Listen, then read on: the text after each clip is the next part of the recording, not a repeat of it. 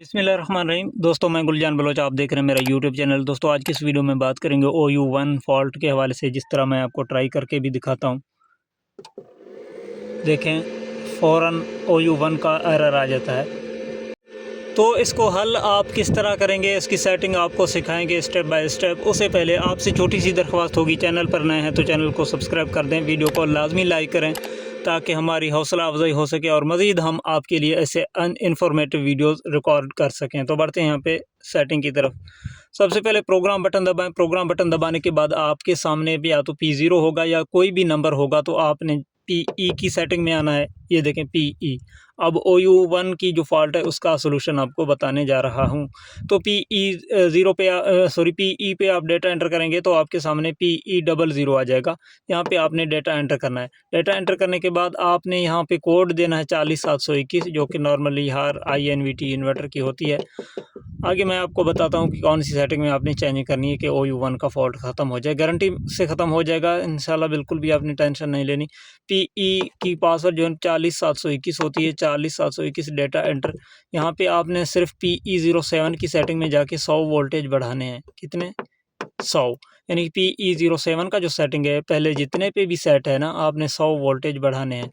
यहाँ पे 640 है तो मैं यहाँ पे करता हूँ 740। नॉर्मली यहाँ पे 800 पे हो जाता है, तो आपने ये करना है कि 900 पे करना है। ठीक है, यहाँ पे नॉर्मली 800 पे होता है इसका सेटिंग।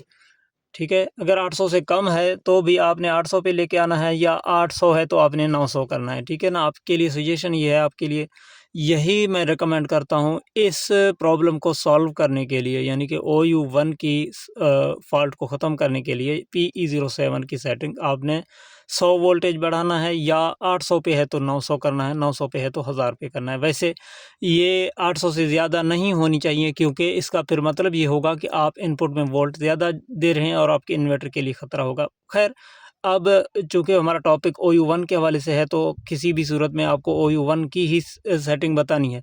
तो उसका तरीक़ाकार ये है कि OU1 के लिए आप इसको जो है ना 100 वोल्टेज बढ़ा दें। PE07 को आपने एंटर कर देना है, जैसा कि मैंने यहाँ पे 900 पे एंटर कर दिया। अब आपको चला के दिखाता हूँ, यहाँ पे देखते हैं चलता है या नहीं।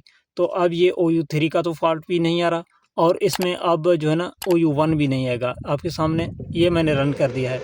अब देखिए ये नंबर ऊपर जा रहे हैं और OU1 का फॉल्ट यहाँ पे नहीं दे रहा।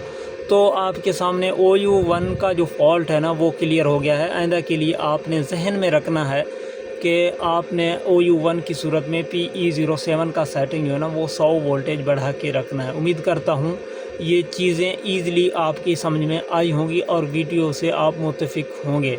तो अगर वीडियो अच्छी लगे, वीडियो से आप मुत्तफ़िक हैं, कमेंट में ओके लिखकर उसका रिप्लाई ज़रूर दीजिएगा और हमारे सपोर्ट करने में हमारा मदद करें, चैनल को जो है ना आगे ले जाने में। उसके लिए आप चैनल को ज़्यादा से ज़्यादा सब्सक्राइब और ज़्यादा से ज़्यादा वीडियोज़ को दोस्तों तक शेयर और ज़्यादा से ज़्यादा वीडियोज़ को लाइक और कमेंट करें। अपना बहुत सारा ख्याल रखें। इजाज़त दें। अल्लाह हाफ़िज़।